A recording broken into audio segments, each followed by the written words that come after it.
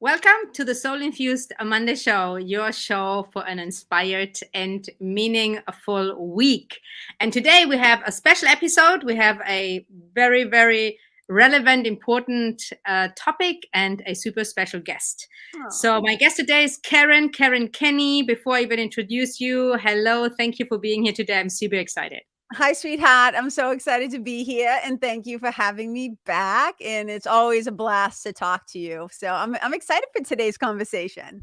Me too. So excited. So, on today's topic is how to embrace aging, the privilege of growing older. And before we dive in, because I'm just gonna jump right in. If you don't know Karen, she has been on my show before, and I'm not gonna, read a whole bio or anything. Yeah. But Karen is a spiritual mentor. She's a writer. She's a speaker, and you have your own show. The Karen Kenney Show. It's a podcast. Yes. And you do a lot of other wonderful things with your clients. Mm-hmm. And how I invited you again, I saw a post about something, the privilege of growing older, and aging is such a, in our culture, not necessarily the most supported thing, especially for women. Yeah. And so I thought, like, this is so relevant. I connected with you, you jumped in. So I'm really, really looking forward to this conversation. And if you're actually joining us live, as you know, you can leave a comment, say hello. If you have any specific questions, also leave them. If we have the time, the opportunity, I'm happy to also ask the questions and answer them for you, or Karen can answer them for you as well. Yes, I highly encourage Q&As. I love answering questions. And so what you're referring to is I just turned 54, and I had done a post talking about how growing older is a privilege and how I'm really aware. Like, I lost my mom when I was 12 and she was only 33. I mean, I look back now, I'm like, I'm like 21 years older than my mother was when she was killed. And so I'm just highly aware of how the privilege of growing older and how not everybody has the opportunity to actually age. And I have friends who have lost children, et cetera, et cetera. And so I'm just hyper aware of what a gift the time is. But our society doesn't actually always, the culture doesn't support, as you were saying, or back up, especially for quote unquote, women, this aging process. So this is kind of what we're going to shoot the shit about today and talk about and dive a little more deeply into. And of course, so interested to see what the listeners have to say too. And I see some familiar names popping in. So hi guys, thanks for coming, Kimberly and Emily and Deb and Therese and Tina. Tine, maybe Tine? Tina. Yeah, Tina. Yeah. Tina is one of my most committed loyal followers. Shout out for Tina. Yeah, I like what you said. And also, I found it interesting, like that word, even the privilege, because that's not how we see it often, but it's because how we are also conditioned. And funny enough, I turned 50 last year, so I turned 51 this year. And I love that this episode is 251, totally by chance, not on purpose, right? So, and I personally, aging was never an issue for me until recently, when I went through a tough time last year, surgery, a lot of things happened, and I didn't feel good physically, emotionally. It was a very, very challenging year. And for me, it felt like aging or growing older happened like overnight. It sounds like, but it felt like, and so I was looking at it, and I remember oftentimes on my journey that, I started with self-love from, that's my whole path that led me here. And I very often said to people, to myself and to women that are young, it's like, if you don't love yourself by a certain age and you age, you're fucked. I mean, sorry, my language, but that's what I was saying in our society, right? Now, it's a sad thing to say, but in a way, I felt like, if you don't find that appreciation and love and honoring of who you are beyond this physical body in our society, when you age, this is really, really challenging. And I don't know your experience, but I would love to hear a little bit about also your challenges. And of course, then we want to talk about how to embrace it and to really see it as a privilege. But I also would love to hear from you. did you have any challenges? What are your challenges, or how is that process going on for you? Yeah. So first of all, I want to speak to something that you pointed out, right? So both of us are kind of in what we would call the quote unquote in our work, right? In the quote unquote spiritual realm, I would say, the spiritual playground, as I sometimes call it.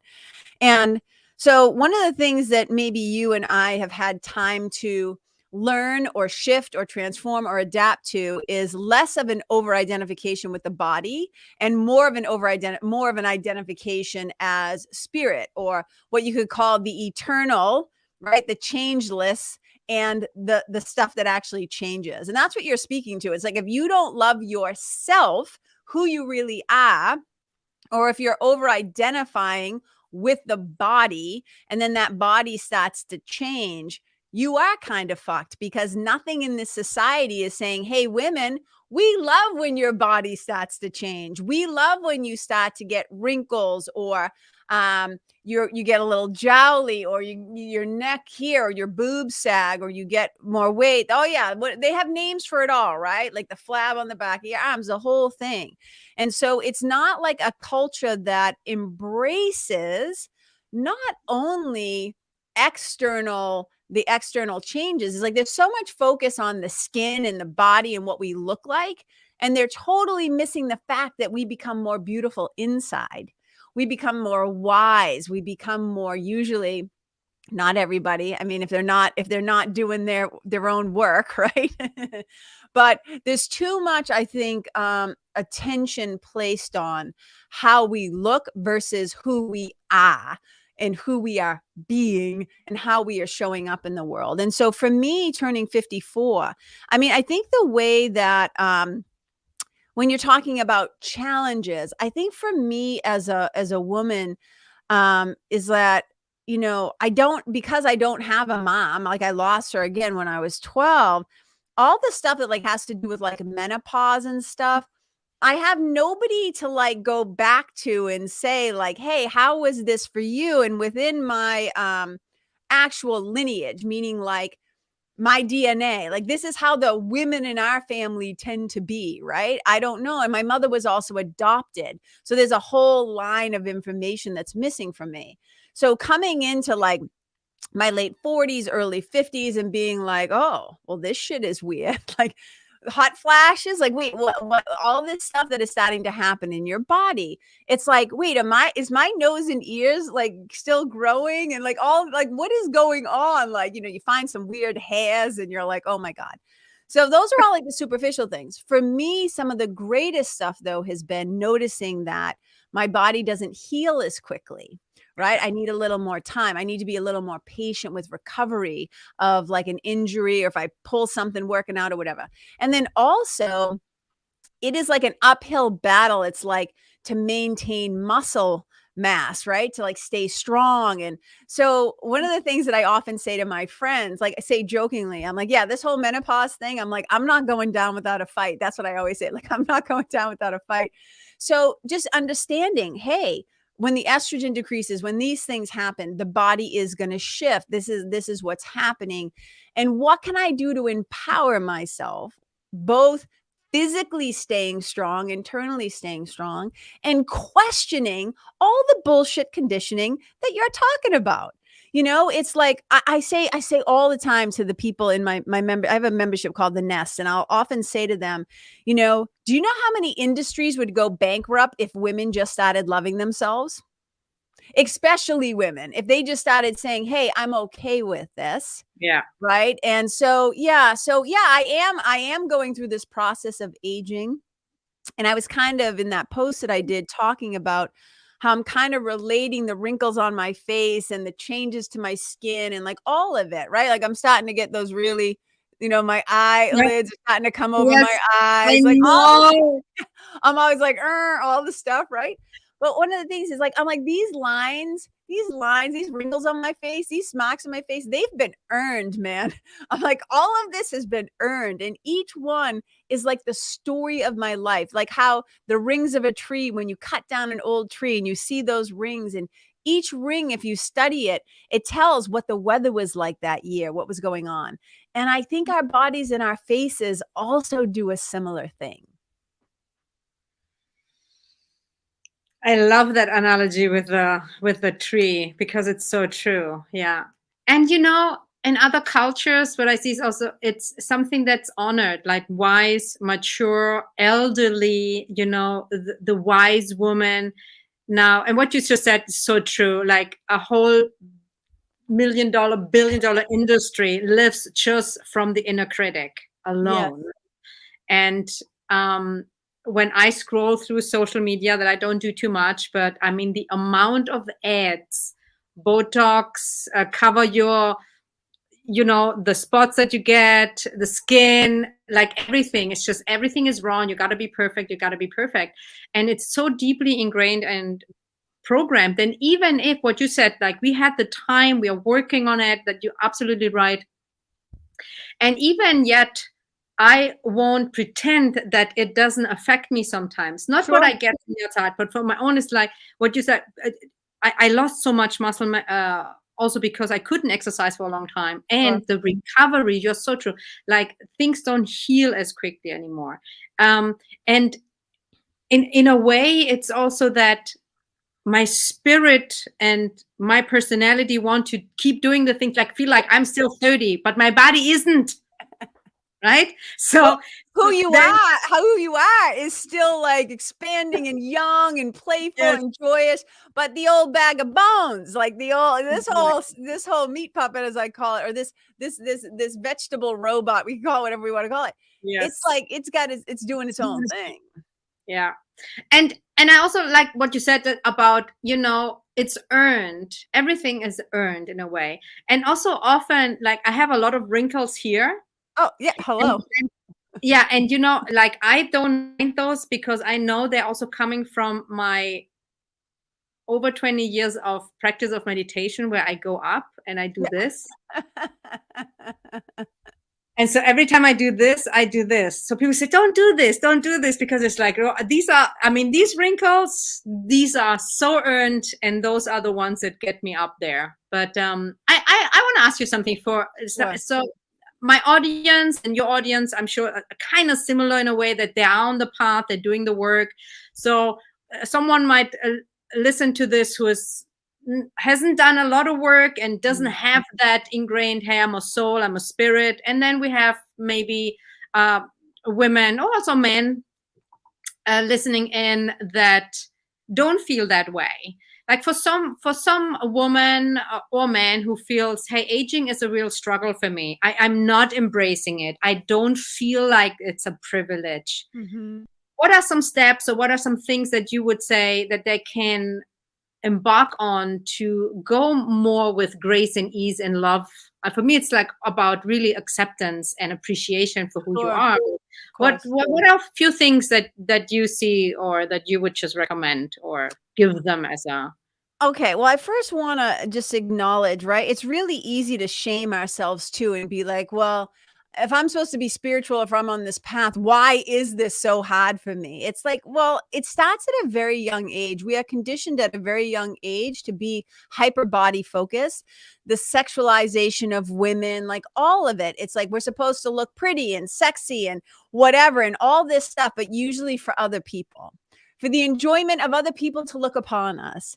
And rarely are we taught to enjoy ourselves for our self sake. Do you know what I'm saying? Like just appreciating like who we are. Now, bump that up against that. It's because you brought up social media. So let's go there for a second. It's not just the larger culture that basically is not cool about, like, think about what happens when actresses, they call it aging out, right? They age out at a certain time. So what we're basically saying is you're only interesting to us when your breasts are this high and your butt looks like this. And when you start to shift into the crone years or the wise woman years, all of that just kind of like goes like whatever. And that is also how evolution has kind of been designed. The body looks that way, right? Looks that way, all perky and everything, to catch the attention of mates. And then once biologically you're no longer at childbearing ages, like it's all kind of unfolding. But where it gets weird for us is that the culture, and I'm going to point to social media in a second, keeps bombarding us with You're not allowed to evolve. You're supposed to stay like this, where we prefer you. We like looking at you that way better, right? Without your wrinkles and your stuff and all that, whatever. Okay, now think about, I'm not here to demonize social media, but I will say filters. I've seen pictures of women like in their late 20s and 30s. Even I know younger women who are getting like Botox everywhere now. And the estheticians who are honest about it have said to me, they can do it now, but it makes it harder and it makes it worse as they age, because they're starting to pump this shit into their face and stuff now. And I start to think to myself, oh my God, first of all, why are you trying to get rid of the things that make the characteristics of your face uniquely you? And I'm not judging anybody. I need to be wicked clear. I'm not judging anybody. We all have our own bodies, our own autonomy, our own agency and authority. Do whatever you like. I always say, though, if you're doing it because you want to do it and that makes you feel more beautiful, have at it. But if there's some sort of a pressure, like, well, everybody has their lips this size now, you better question that. Like, you better question, what's this really about? Now, here's the thing. Filters can be fun. Little cat ears, rainbows. But I see people using filters because the deep underlying unconscious thing is, I don't look good enough just the way that I am. My face is wrong. My face is off. Most people aren't using them just to do like funny stuff. A lot of people are doing them because there's a lack of self-appreciation, a lack of self-love.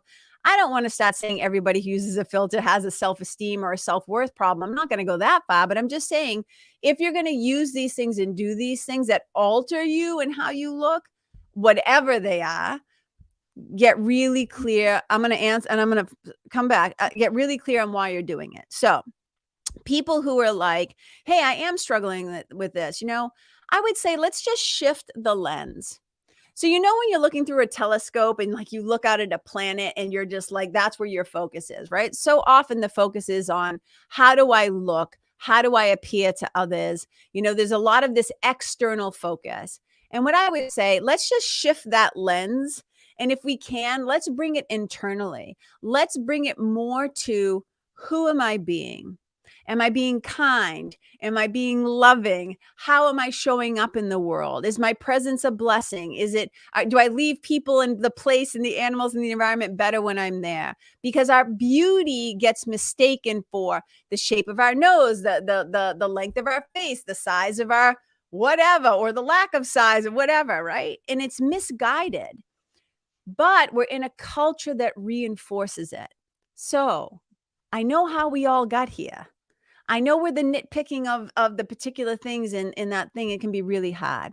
So I would just say, number one, it's helpful to hang out with people who see you, who love you, who cherish you, and who reflect that back to you. It helps to change the way that you talk to yourself. When you find yourself walking by a mirror and going, ew, or grabbing your fat, or doing all the shit that women do to themselves, we need a pattern interrupt. Stop it, right? We need that pause. And this is where disciplines like meditation, right? You're talking about the meditation. This is where disciplined spiritual practices are so helpful, because, in between Viktor Frankl, genius Holocaust survivor, there's a famous quote that's attributed to him. And just to kind of sum it up, he basically says, or he said, and it's been summarized this way: in between, stimulus and response, there's a pause. And it's in that moment. The stimulus is the thought, right? Like, oh, look at this cellulite, or look at the wrinkles, or in between that, right? It's like there's a moment where we get to choose. And we get to slow down and say, I'm not going to talk to myself this way anymore. Or we're going to look in the mirror instead and say, I love you. Or we're going to, pause and take a moment to be grateful. I have my mother's eyes, or I have my dad's smile, or I have great skin, or I don't know, whatever, something you like about yourself. But what we need to do is interrupt the patterns of that, the subconscious mind, and the stories that we tell ourselves about it. And if we can just start by recognizing, If we really are vigilant for the quality of our words and our thoughts, we'll start to see that the way that we talk to ourselves, about ourselves, the stories we tell are not very loving. So it's an opportunity to rewrite these old stories and to start to invite more kindness. And here's the thing, right? Like me too. Like you're talking about doing this, right? So when I do this thing with my eyes where like I always like raise my eyebrow. When I see something suspicious, I'm always like this, right? So that's where a lot of my wrinkles come from too. And I'm like, I like eyebrows going up. That's like surprise, delight, questioning, right? Curiosity. I wouldn't I'm not trading these suckers. Like, this is my face. And also, and for me in particular, I'll say this, you know, my whole life, people have said to me, people who never knew me as a kid, but will meet me now, might be like a child, like somebody who knew my mother will say all the time, "Oh my God, you look exactly like your mother," right? And I just think, what a blessing to have this face. Like they're getting to see an old friend age who didn't have the possibility. Yeah, so true. And the inner critic, or that voice inside, that self-judgment, I mean, I've been talking about it forever, and I used to have a killer critic. And it reminds me sometimes that I often wonder, like in and out sometimes, just when it's like, how we would live without a mirror, right? Because often what I experience, and I've seen this, like in my path and my clients, like sometimes we feel okay, we actually feel good, and then we walk past a mirror, and then suddenly you feel like crap. You don't feel pretty, or the judge is there. And I was like, and he's like, and instead in that moment, to elaborate what you said, something similar as well, how am I feeling, as a better question, that how am I looking? Right. I agree. And also, I agree with you also, what I'm also practicing, because I've come a long way with my own inner critic. I mean, anyone who knows my story, I mean, I hated myself. And I think real beauty is when you connect with your soul, is when you connect to who you really are. And that's why if you don't have that in our society as a woman, you truly are it's such a struggle. Even with that, because it's so much pressure. Sure. And then for me, often it's also that, what am I proud of? What have I accomplished? Who am I? What you said, I 100% agree. Who am I being? And what am I bringing to the table that goes beyond your looks, right? Because I mean, I'm not going to pretend I'm still a beautiful woman. I'm not saying, oh my God, I'm ugly. However, it is a huge difference. You don't get the attention. Yeah. And I didn't even like myself when I was young and pretty. Well, when they start calling you ma'am. Yeah. Oh my God. Exactly. Right. So, yeah, and I feel like so old. Right. I'm like, when did I become a ma'am? Did that happen on my watch? When did that happen? Yes, exactly. And you do get to transition, and you change that, like no matter how much awareness you have or not. And the continuous question, how and who am I being? Because that's the real beauty to me. I mean, that's the shift from the outer to the inner, right? And that's the thing. And I also want to say there's a freedom that comes, younger women who are listening. There is a freedom that comes when you stop being so, fill in your own word here, concerned, worried, obsessed with how the external world, and in particularly, as we would say, and we're talking, right, in this case, heterosexual, but the male gaze. It can be I would put it this way, the external gaze, any gaze outside of you that you are using that sounding board or platform or preferences to fucking limit yourself or put on yourself, right? Here's what I'm most concerned about. When I look in the mirror, do I like who is looking back at me, not what, right? Not this. The body is a temporary housing. I call it like it's a costume that we wear. It's like we're here in this party. We've all been invited to the costume party. And at some point, this costume has to be returned to the shop. But who I really am is going to continue on. Is going to continue on at the festivities, you know, but this body will have to be returned to the costume shop. So when we over identify with this, and especially if you were considered a standard of beauty in society, right? Because when you stop getting the look or the nod or the attention or the whatever, right? I've heard so many women say to me when I was in my 30s, I heard older women say to me, you hit a certain age and you start to feel invisible. Yeah. And I thought, oh, that does not sound even remotely soothing. I'm like, what's that about? But when I realized, like, you know, as many times as my body has been touched, groped, whatever, by people who I didn't give permission to and didn't want on me, there's something kind of freeing being older and starting to kind of move out of that again, I'll just say, in my experience, that male gaze or whatever. I don't really give a shit. I have my sweetie. That's all I care about, you know. And he said to me the other day, he came in the bathroom. I don't know if I was brushing my hair, whatever I was doing. And he said, your hair is getting so long. And I said, thank you. And he says, you know, and he texted me afterwards and he said, you know, you look beautiful. He's like, you're beautiful.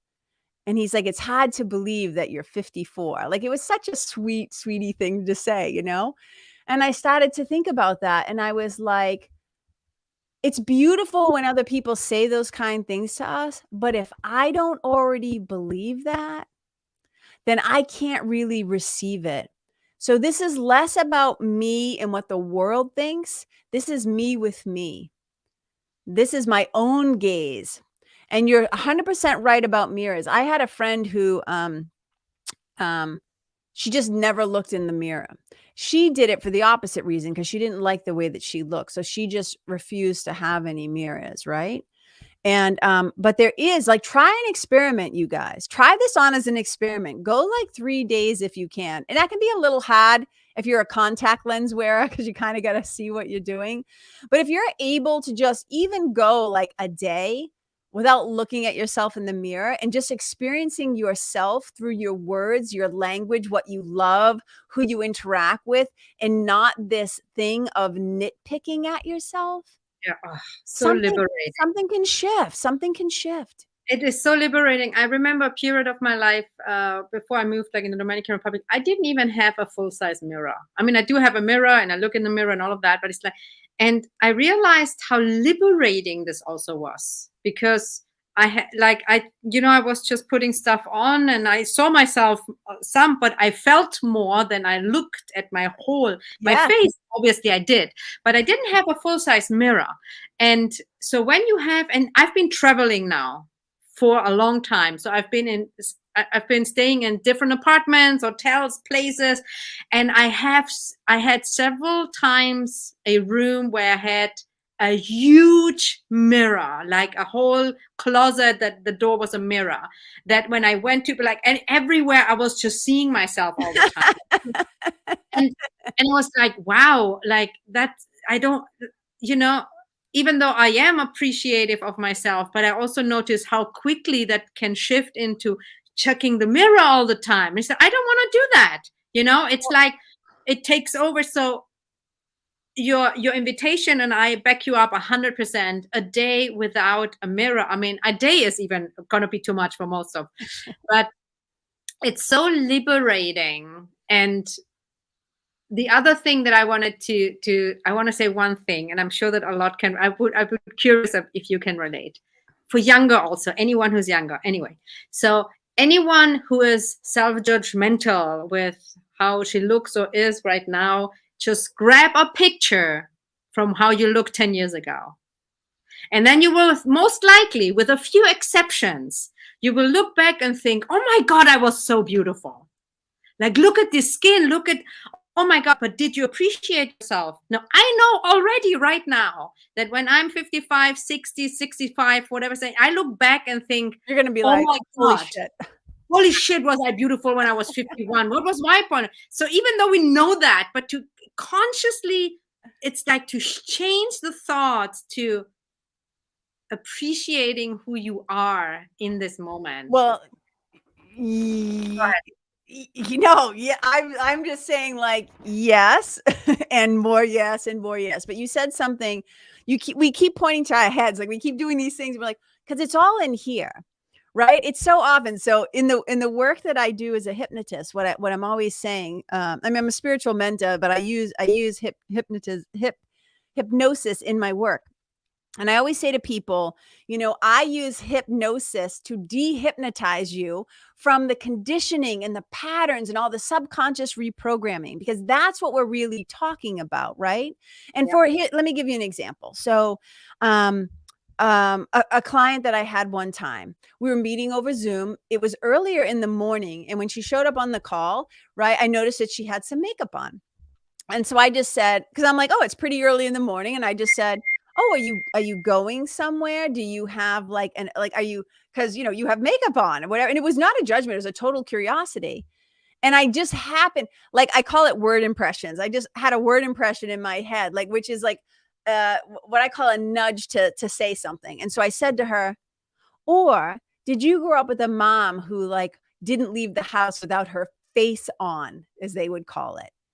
And she stopped and she just said, yeah, my mother never went outside the house without having all her makeup on. And I said, so here's the big question. Is this now something that you prefer to do and choose to do for yourself? Or are you still just doing it because it's a conditioning that was passed down? This need to say like, and there's nothing wrong with wearing makeup. I'm not saying anything about that. But why do we do what we do? Is it because this is who we truly are and this is what we want? This is what makes us feel good? Or am I always say, is it fear or love, right? So am I doing this out of the fear that I won't look good, I won't be accepted, I'll be judged, abandoned, rejected because I don't have my face on?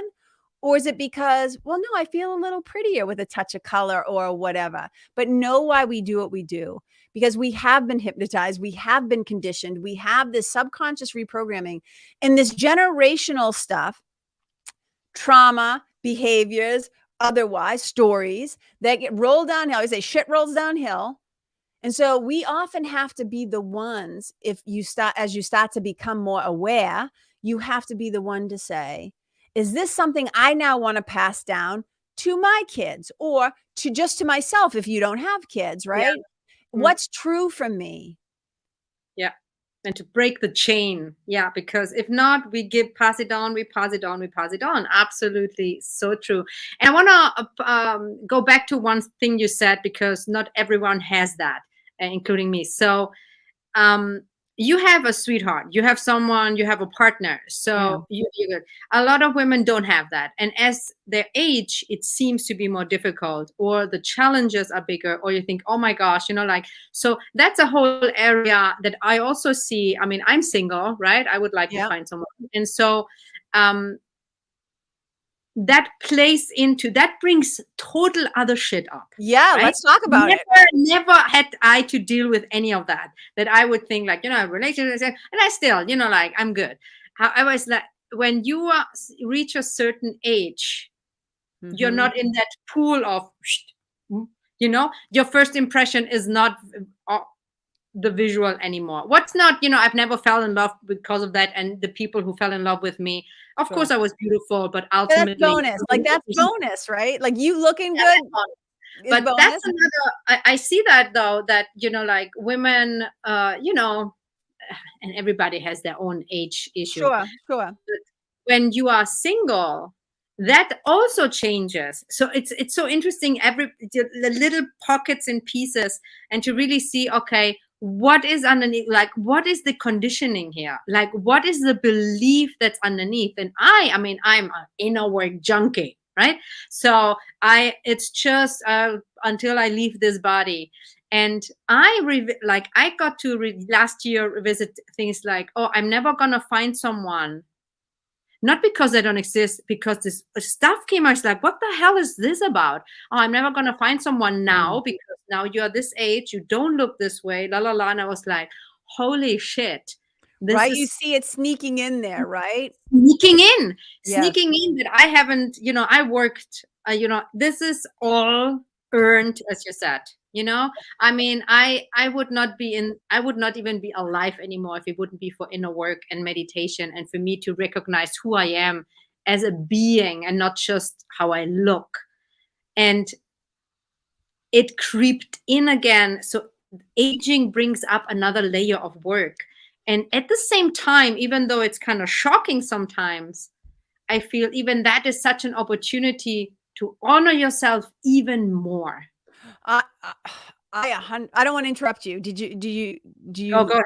Yeah, no, I 100% agree. So one of the things like if I'm working with a client, right? And one of their things that they'll say to me is, I really want to find, a partner or true love or whatever, all the language that people use around that. And I always say, well, if your perfect person showed up right now, would they want to date you? Meaning, have exactly what you're talking about. Have you done the inner work? Here's what we all know. Confidence is sexy. Self-esteem, when you really like yourself and love yourself and value yourself and appreciate yourself, there's an energy that goes out with that, that it's like, yeah, I have fallen in love with some of the most untraditionally looking people, because it's not about, oh, they look exactly this way. There's something else. Now, I will say this though, and again, I'm not saying across all cultures, countries, across the board, but typically men are given a pass about how they look, but you also have to see it in the culture, like here in America, right? Like you watch these, I don't watch them because I can't. They're just, it's awful. But you see these TV shows where there's some dumpy guy like with a gut, bald, he's starting to lose his hair, not that attractive, and he always has like this bombshell wife, and I'm like, on what?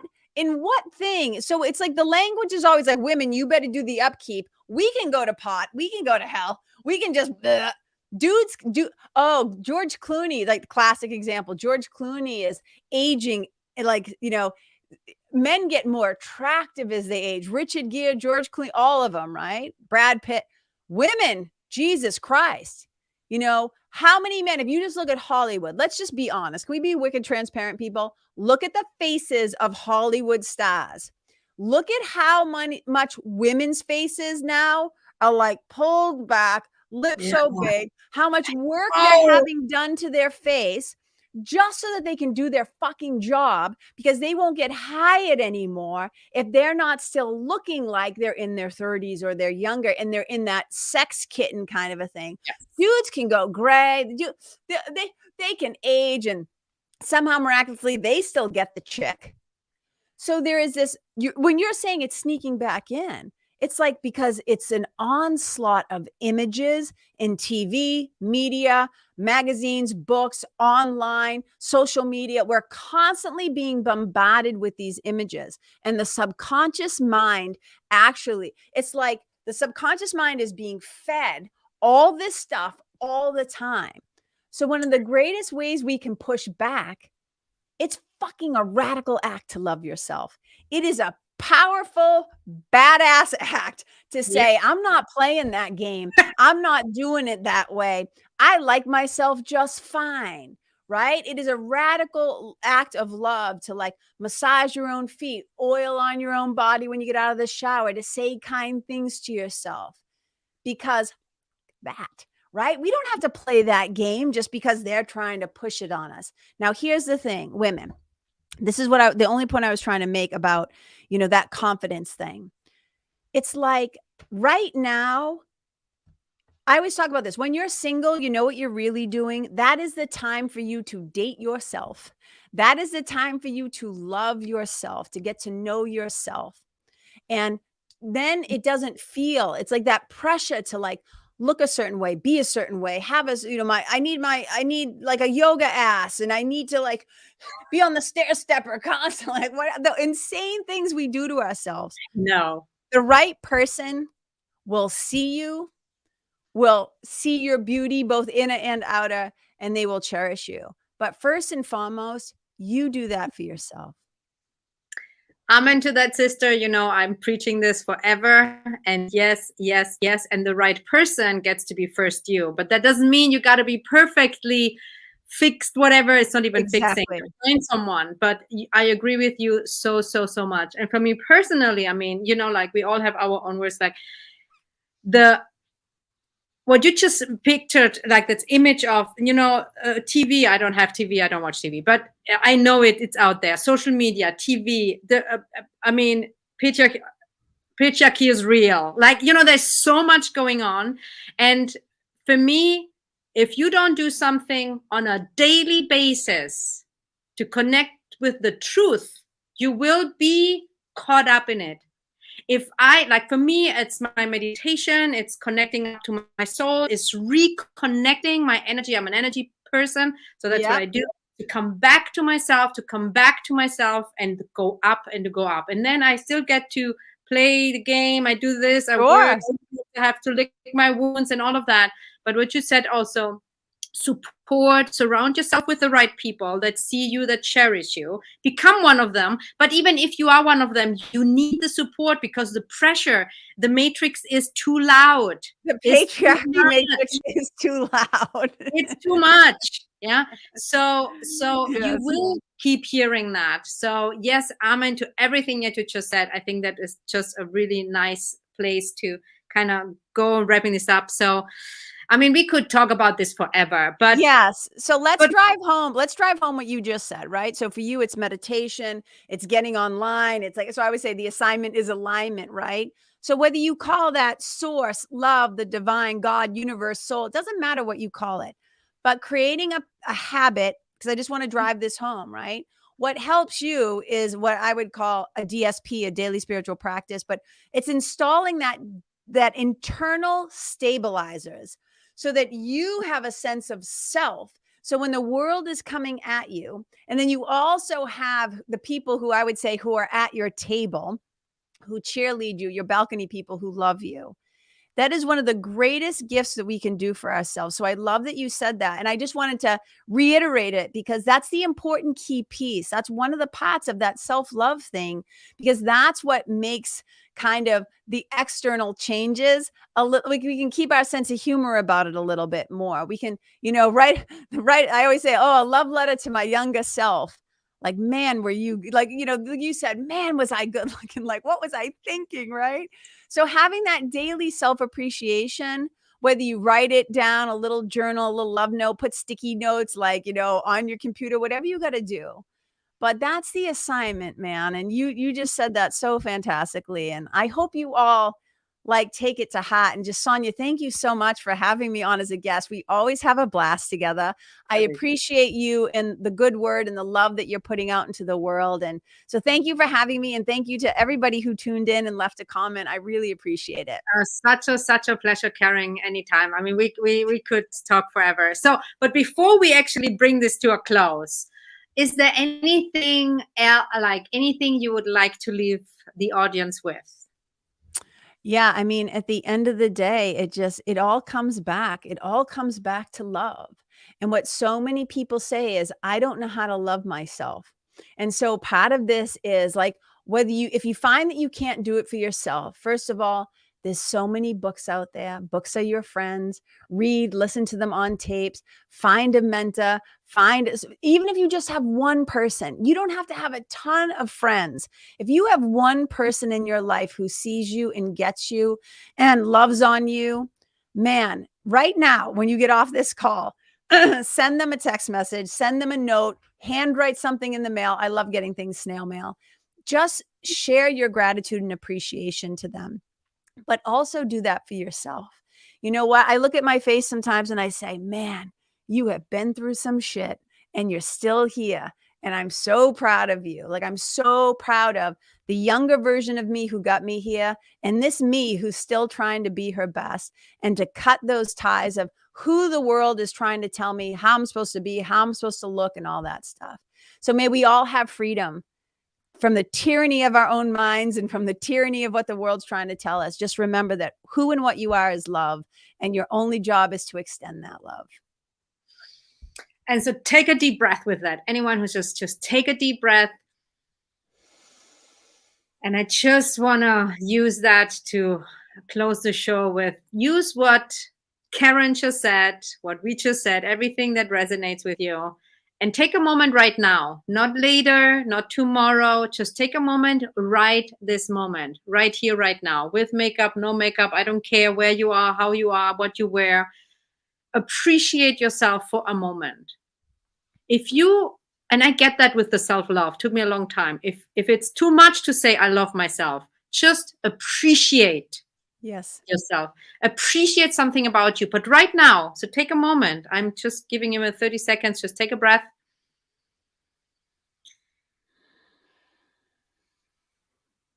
A moment of appreciation. And Karen, I'm so happy you've been here together. We are all in this together. I feel like so connected with every woman, and the pain and the challenges and the longing and the Yes. hope. And It's emotional, you know. it is deep. And so thank you for that you've been here live. Thank you, Karen. Thank you for listening in. And if you feel called to leave a comment, share with us what's your biggest takeaway from today. And Karen, I love you. I Sonia, appreciate I love you You're too. such a badass. And I'm looking forward to whatever else we're gonna continue doing in the future. Thank you, sweetheart. I appreciate you so much too. Much love. Bye for now. Bye, everybody.